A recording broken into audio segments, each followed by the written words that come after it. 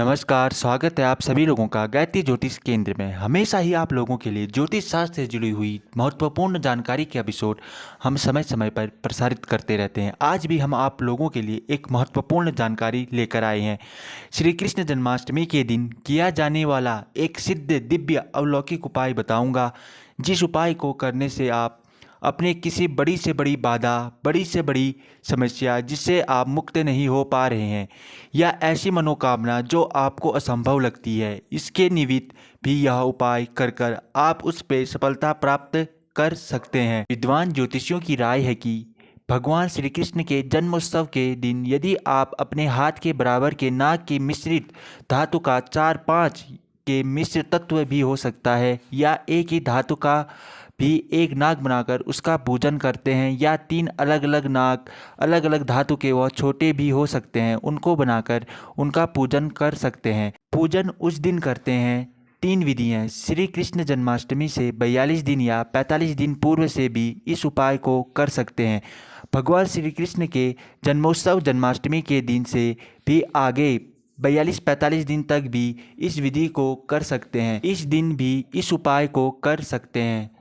तो जो नाग बताया गया है अपने हाथ के बराबर का, उसको आपने एक नारियल पे और एक ताम्र पात्र तांबे के बर्तन पे नारियल रखकर उस पे नाग को लगाकर उसके पीछे पे एक मोर का पंख लगाकर उसके पीछे पे भगवान शिव शंकर की थोड़ी बड़ी फोटो, यानी कि इस तरह से भगवान शिव शंकर की फोटो आ गई, पंखा आ गया और तांबे का बर्तन आ गया, इस पे जटाजू नारियल और उस पे नाग आ गया। इस तरह से आपने उसको रखा है। भले ही 42-45 दिन के लिए रखें या एक दिन के लिए रखें, तो आपको उस पे 108 बार दूध और 108 बार जल चढ़ाना है। पहले 1 बार दूध 1 बार जल, यहाँ पर को 9 नागों का मंत्र आता है, तो यह मंत्र है ओम नमः शिवाय मंत्र से भी आप उस पे दूध और जल चढ़ा सकते हैं।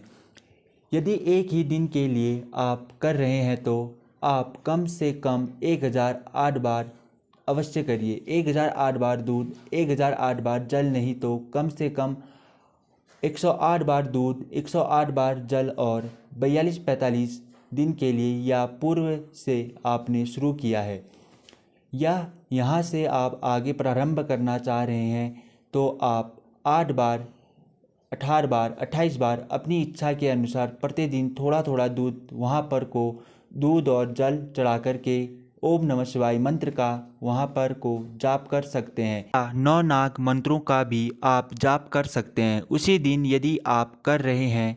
सिर्फ और सिर्फ जन्माष्टमी के दिन यह उपाय आप महाशिवरात्रि के दिन भी कर सकते हैं, नाग पंचमी के भी कर सकते हैं, किसी बड़ी अमावस के दिन, जिस दिन सोमवार पड़ रहा है उस दिन भी आप इस उपाय को कर सकते हैं।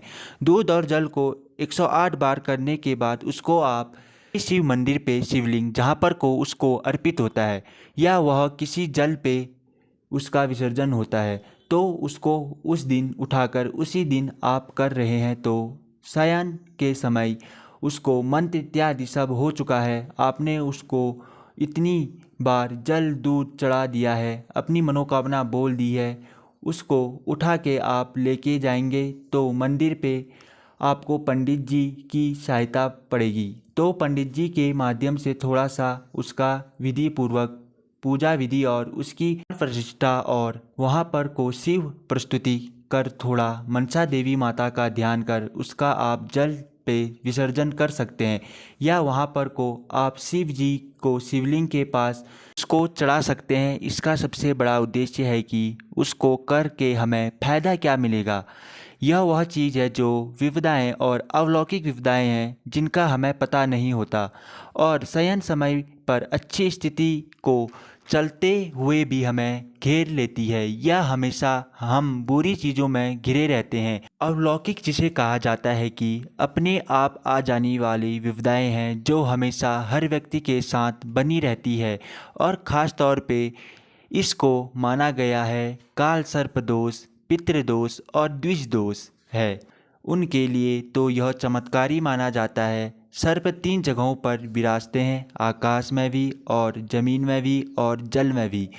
तो इसलिए इनका पूजन जो माना जाता है वह सबसे बड़ा चमत्कारी माना जाता है। श्री कृष्ण जन्माष्टमी के दिन या बड़े पर्वों के दिन यह हमें हमारे जो हमारे पीठ पीछे की जो विविधाएं हैं मैं आपको बता रहा हूँ उनसे मुक्ति दिलाते हैं और हमारे जीवन को साफ करते हैं, यानी कि हमें अपने जीवन में उजाला जो रोशनी होती है यहाँ से भी देखने में आ सकती है। इस उपाय को करने के पश्चात कार से दान हो जाता है, भगवान शिव शंकर की स्तुति भी हो जाती है।